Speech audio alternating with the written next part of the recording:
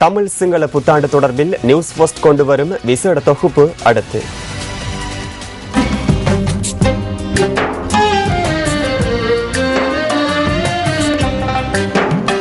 கேட்டதையெல்லாம் கொடுக்கக்கூடிய காமதேனுவின் அம்சமாகவே பசுவை தமிழர்கள் வணங்குகிறார்கள். சித்திரை புத்தாண்டின் போது பசுக்களுக்கு பட்சணங்களையும் பலகாரங்களையும் வழங்குகின்ற சம்பிரதாயங்களை கிராமப்புறங்களில் இருக்கக்கூடிய விவசாயிகள் பின்பற்றுகிறார்கள். ஏன் நமது சகோதர இனத்தவர்களும் கூட இதே சம்பிரதாயத்தை கடைபிடிக்கிறார்கள்.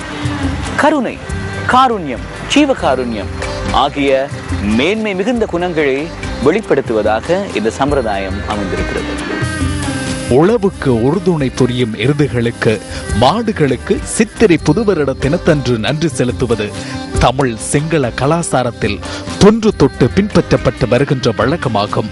பொங்கல் பண்டிகையை போன்றே சித்திரை புத்தாண்டிலும் உழவர்களுக்கு உதவி புரியும் ஆணிரைகளுக்கு படையல் வைத்து உணவளித்து உழவர்கள் நன்றி கடன் செலுத்துவதற்கு மறப்பதில்லை. இந்த சம்பிரதாயம் தொன்று தொட்டு பின்பற்றப்பட்டு வருகிறது. இந்த நடைமுறை கிராமப்புறங்களில் இன்றும் வழக்கொழியாது பின்பற்றப்பட்டு வருகின்றதை காணக்கூடியதாக உள்ளது. புதுவருடம் பிறப்பதற்கு சில நாட்களுக்கு முன்னர் பௌத்த மக்கள் தமது வேலைகளை நிறுத்தி புது வருடத்தை வரவேற்பதனை இன்றும் கடைபிடித்து வருகின்றனர்.